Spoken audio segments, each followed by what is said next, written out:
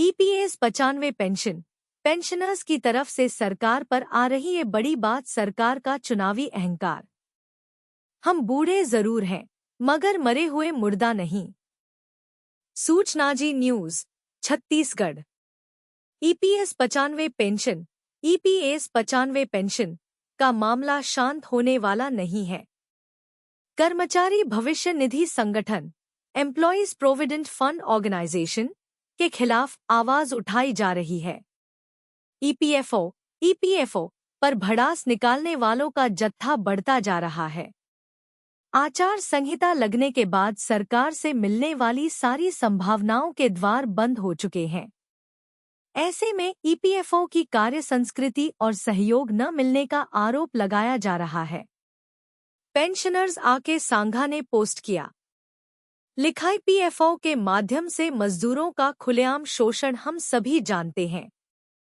पंजीकरण के बाद या पंजीकृत नहीं हो जाता है तो पंजीकरण के बाद वे बिना और चिकित्सा सुविधा के माप प्राप्त करते हैं।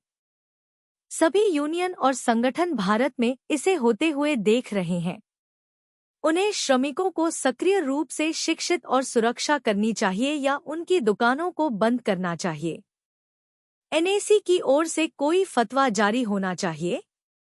अनिल कुमार नमदेव ने अपनी भड़ास निकालते हुए लिखा, विवेक काम नहीं कर रहा है कि ईपीएस 95 पेंशनर्स अपना कीमती वोट लोकसभा चुनाव में सदुपयोग कैसे करें। दिमाग कहता है हाँ और दिल कहता है ना। सभी ऊहापोह की स्थिति में हैं। आपकी राय क्या है? क्या एनएसी की ओर से कोई फतवा जारी होना चाहिए? जो पेंशनर्स का काम करेगा वही देश पर राज करेगा। सोशल मीडिया पर सक्रिय रहने वाले पेंशनर्स इंद्रनाथ ठाकुर ने लिखा, जो पेंशनर्स का काम करेगा वही देश पर राज करेगा। जो उनका हक मारेगा उसका हाल चुनाव बताएगा। सरकार का चुनावी अहंकार। हम बूढ़े जरूर हैं मगर मरे हुए मुर्दा नहीं। सरकार भलीभांति जानती है कि एनएसी पूरे भारत के हर राज्य के हर जिले में एपॉलिटिकल बुजुर्गों का संगठन है। हम किसी दल के पीछे घूमने वाले लोगों की जमात नहीं है। हम करुणा और शांति, प्रेम और भाईचारे के साथ जीना पसंद करते हैं। हद की भी कोई हद होती होगी। 2013 में बीजेपी ने हमारे संगठन से वादा किया था कि जब वह सत्ता में आएगी तो ईपीएस 95 के पेंशनर्स के साथ न्याय करेगी। 8 सालों के अनवरत शांतिपूर्ण इस आंदोलन को असीम धैर्य और विनीत भाव से हमने सरकार के समक्ष रखने की कोशिश की है। फिर भी ढाक के 3 पात ही दिखाई दे रहा है। ईपीएस 95 हायर पेंशन, जिस सीपीएफ ट्रस्ट को ईपीएफओ बताता रहा सही, पेंशन की बारी आई तो बता रहा गलत। फॉर्म किया कैंसिल। ईपीएफओ हर साल सीपीएफ ट्रस्ट के खाते रिकॉर्ड की करता है जांच, लेता है शुल्क। पेंशन फॉर्म कैंसिल करने का दाव पड़ा उल्टा। एलएम सिद्दीकी ने कहा, ट्रस्ट रूल्स का हवाला देकर सदस्यों को उच्च पेंशन से वंचित करने का प्रयत्न महज एक साजिश। सूचना जी न्यूज छत्तीसगढ़। कर्मचारी भविष्य निधि संगठन एम्प्लॉयज प्रोविडेंट फंड ऑर्गेनाइजेशन बुरी तरह से फंसता दिख रहा है। ईपीएस 95 हायर पेंशन को लेकर ईपीएफओ का घेर लिया गया है। पेंशनर्स ने तर्क के साथ ऐसी बात बोल दी है कि कानूनी नजर से ईपीएफओ का बचना नामुमकिन दिख रहा है। सेल के भिलाई स्टील प्लांट समेत कई प्लांट के कार्मिकों का ज्वाइंट ऑप्शन फॉर्म निरस्त करने का मामला सामने आ चुका है। डिमांड लेटर को वापस लेने और जमा चेक को वापस करने से हड़कंप मचा हुआ है। पूरी जिम्मेदारी और आरोप सेल के सीपीएफ ट्रस्ट पर लगते रहे। अब ईपीएफओ ही फंसता दिख रहा है। ईपीएस 95 पेंशनर्स राष्ट्रीय संघर्ष समिति छत्तीसगढ़ के अध्यक्ष एलएम सिद्दीकी ने सूचनाजी.com को बताया कि एक गैरकानूनी परिपत्र 31 मई 2017 के द्वारा एग्जेम्प्टेड एस्टैब्लिशमेंट्स में कार्यरत अथवा रिटायर्ड एम्प्लॉइज को इस लाभ से वंचित कर दिया गया था। कर्मचारी भविष्य निधि संगठन के जांच अधिकारी पर सवाल। एग्जेम्प्टेड अनएग्जेम्प्टेड एस्टैब्लिशमेंट्स पर ईपीएफओ घेरते हुए एलएम सिद्दीकी ने गंभीर आरोप लगाए हैं।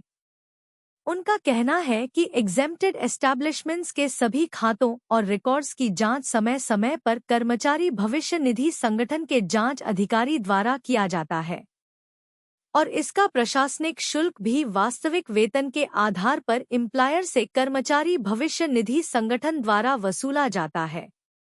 आपत्ति क्यों नहीं की?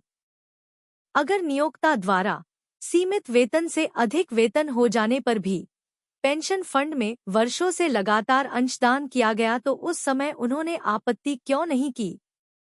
जाहिर है कि इसे कभी भी भविष्य निधि संगठन द्वारा आपत्ति योग्य समझा ही नहीं गया और बाद में सुप्रीम कोर्ट का निर्णय भी 4 नवंबर 2022 को आ गया। वास्तविक वेतन पर पीएफ फंड के लिए अंशदान किया गया।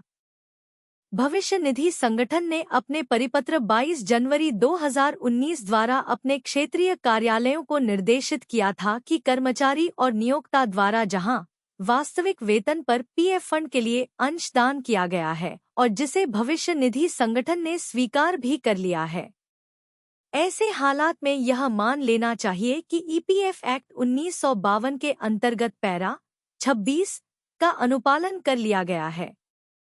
इसलिए ट्रस्ट रूल्स का हवाला देकर सदस्यों को उच्च पेंशन से वंचित करने का प्रयत्न महज एक षड्यंत्र प्रतीत होता है, जो अन्यायपूर्ण और असंगत है। EPS 95 pension news. पेंशन भोगी सरकार से नहीं मांग रहे भीख, कंट्रीब्यूशन का ब्याज ही बनता है। 15,000 पेंशनर्स ने लिखा, न्यूनतम पेंशन 1,000 रुपए को बढ़ाने की मांग जायज नहीं लगती है, जबकि वे सरकार से भिक्षा नहीं मांग रहे हैं। सूचना Zee news Chhattisgarh. EPS 95 pension पर पेंशनर्स की अलग ही रणनीति बनी हुई है।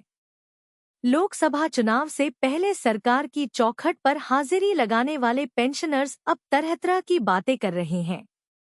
एक पेंशनर्स ने लिखा, प्रिय मतदाता, मैं आप सभी से अपील करना चाहता हूं कि आप ईपीएस 95 वृद्धावस्था पेंशनर्स का समर्थन करें, जिन्होंने न्यायाधीश पक्ष द्वारा न्यूनतम पेंशन के मामले में धोखा खाया है।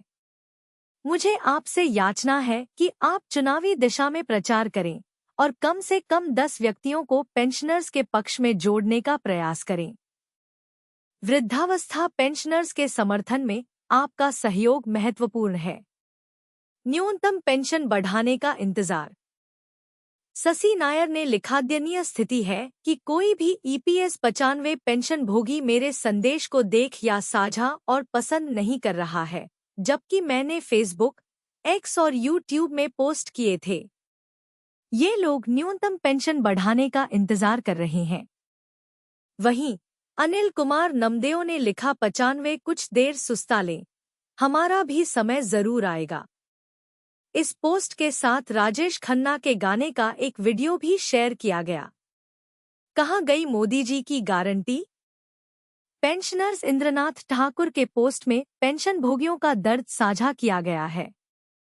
उन्होंने लिखा कि जो सरकार देश के बुजुर्गों और लाचारों की परवाह नहीं करती है, बल्कि उनके जमा धन को भी जब्त कर लेती है, वो देश का कभी सगा नहीं कहला सकता है। जिस सरकार का अहंकार देश के बड़े बुजुर्गों की शांतिपूर्ण एवं करुणामय पुकार से सहम नहीं जाता है, उसे उनका श्राप लगना स्वाभाविक है। सरकार किसान प्रोटेस्ट तथा सीए कानून के विरोध में किए गए हिंसात्मक आंदोलन की भाषा को ही समझ सकती है। उसे बूढ़े बुजुर्गों का न्यूनतम पेंशन 1,000 रुपए को बढ़ाने की मांग जायज नहीं लगती है, जबकि वे सरकार से भिक्षा नहीं मांग रहे हैं।